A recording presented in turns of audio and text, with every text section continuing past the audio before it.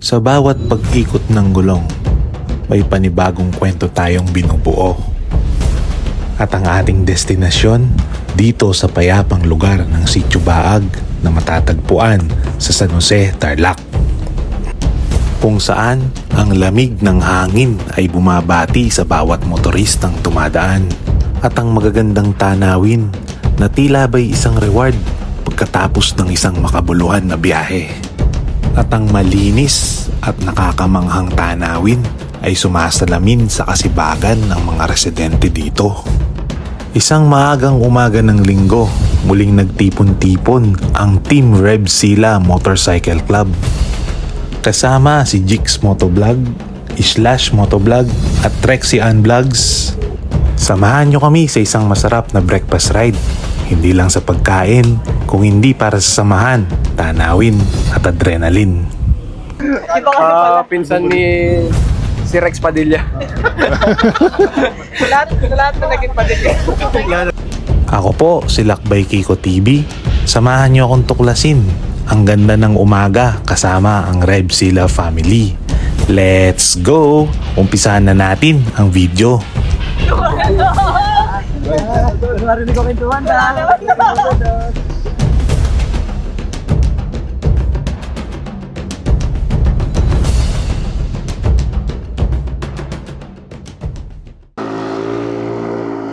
So yan, good morning. It's been a while mga kalakbay.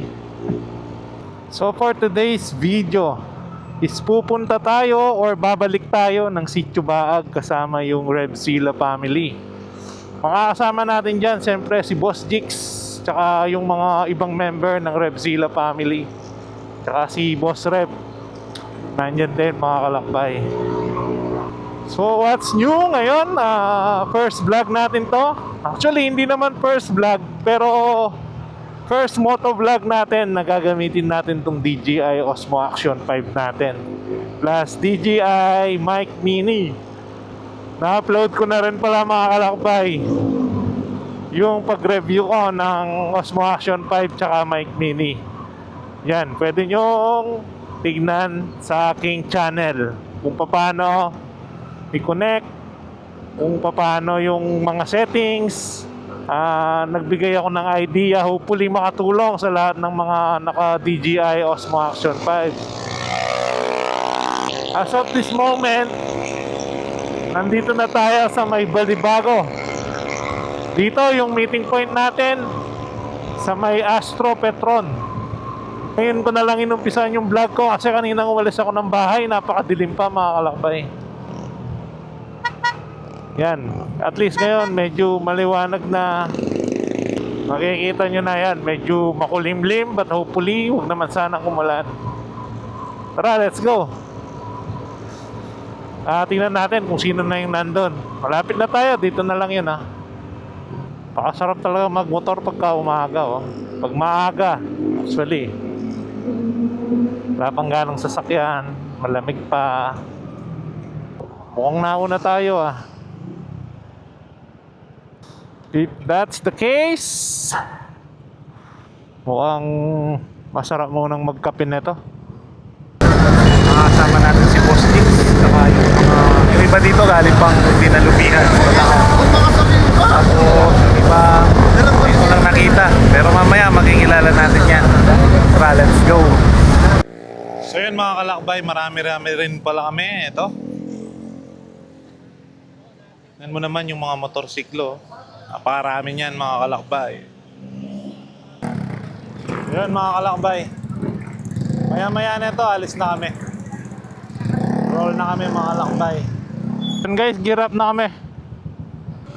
So exactly 6:52 in the morning. Buti na lang hindi gaanong mainit ngayon.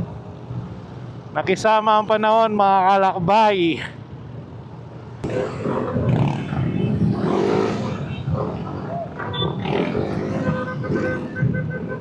Ito daan namin dito sa may Clark.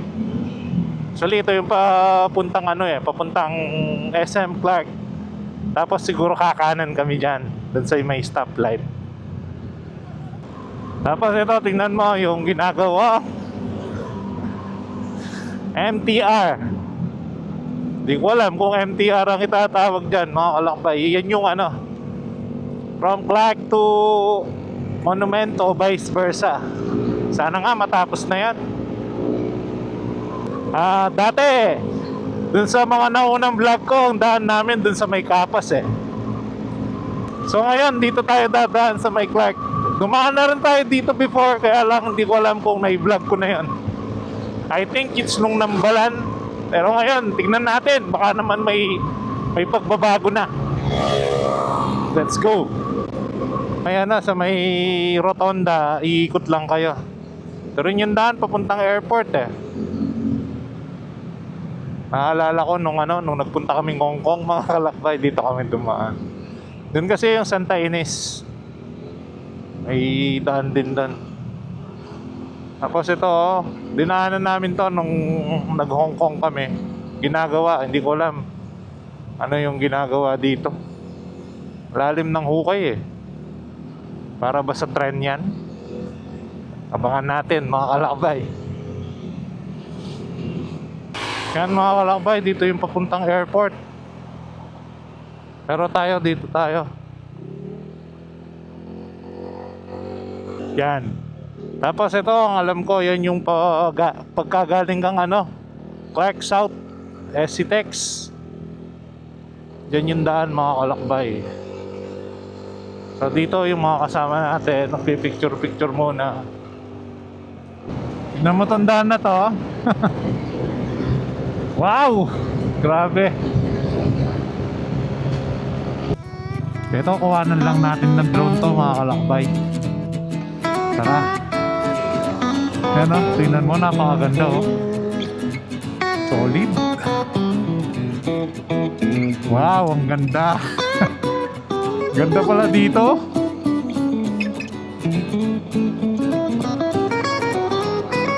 Tara.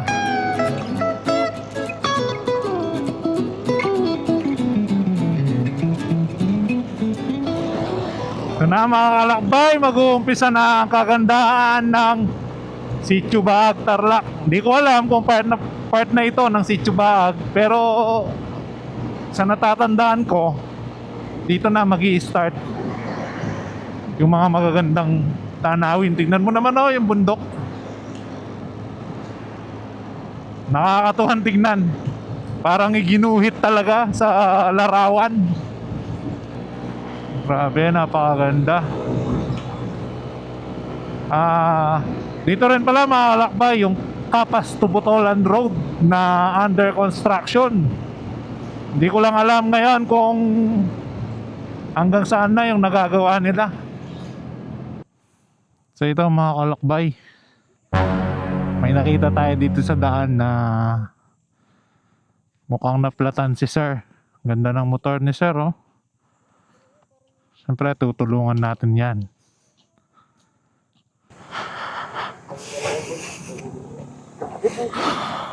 Grabe. Haba. Talagang haba. Nagkaano niyang taboy. Tirasak na sa loob taboy. Ano na yun? Yan lang ano. Ano boy?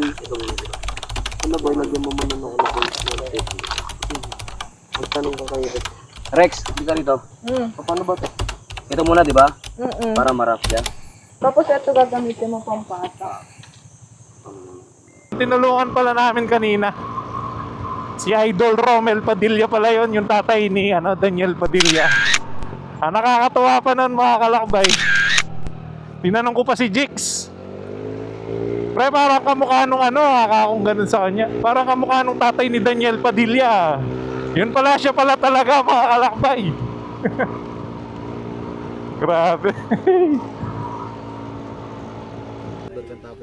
Yun o, gwapo.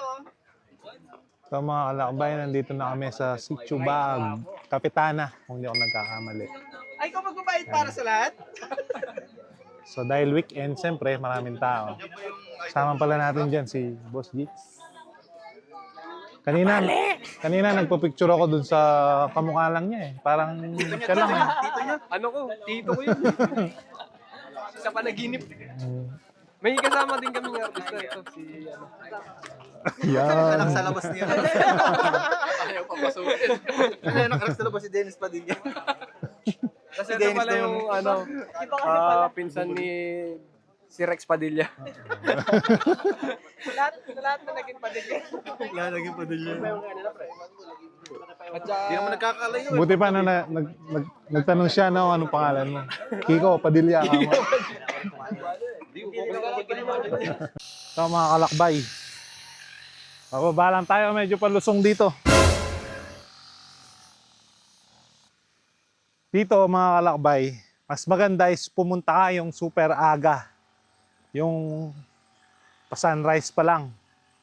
Kasi makikita mo dito, dyan oh.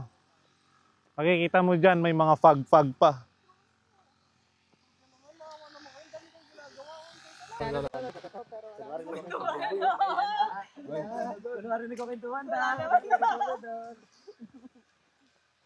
By at last, nakakuha rin ng pwesto. after 2 hours. 3 hours ako. Eh pagkakas talaga weekend dito, maraming maraming nagra-ride, maraming kumakain dito mga kalakbay.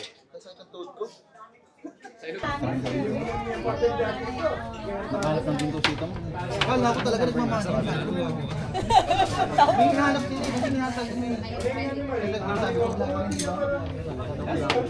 Tagal ko nang hindi nakakatikim nito. Last ko na itong Baderol, first breakfast ride namin original. Yun yung So yung tinatawag naming chokong baterol. Ano, bumibili. Oo, tsaka pag daan namin Manila, hassle agad. Ibang namuwi, no? Bulaan pa lang, tas O kaya naman, dapat dadaan solid doon. Ang malamig doon. pagka... Eh, dahil yung binlag ni J4, nakatent sila. Di sila makatulog sa sobrang lamig doon sa atok. Nakasakyan sila, di ba nakasakyan sila? Wow, ganyan siya. Mount Olis. Karen kami minto. May mga buko na. Kami na Mount Olis. Tama ka ano din doon? Dami ko na ito na Mount Olis, solid doon. Panik tayo ng view deck. So siyempre dahil first time nung mga iba nating kasama, sasamahan natin sila.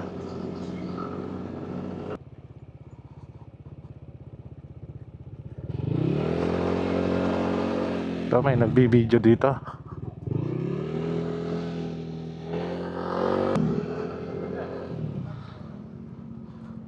Meron na kami boss, bumalik lang kami.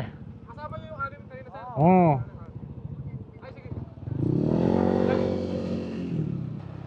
Ang ganda!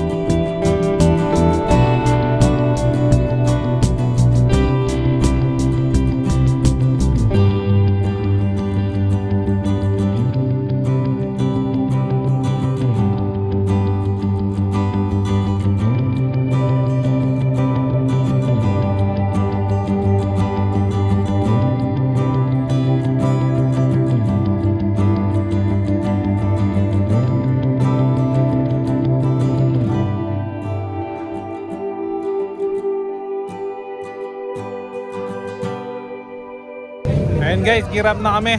Bababa na kami. Magla-lunch lang siguro kami and then uwi na. Bye, pauwi na kami. Kuhanan lang natin yung mga magagandang tanawin dito. Muli po, ako po si Lakbay Kiko TV. Ride safe and God bless. See you sa mga next ride pa natin mga kalakbay. Bye-bye.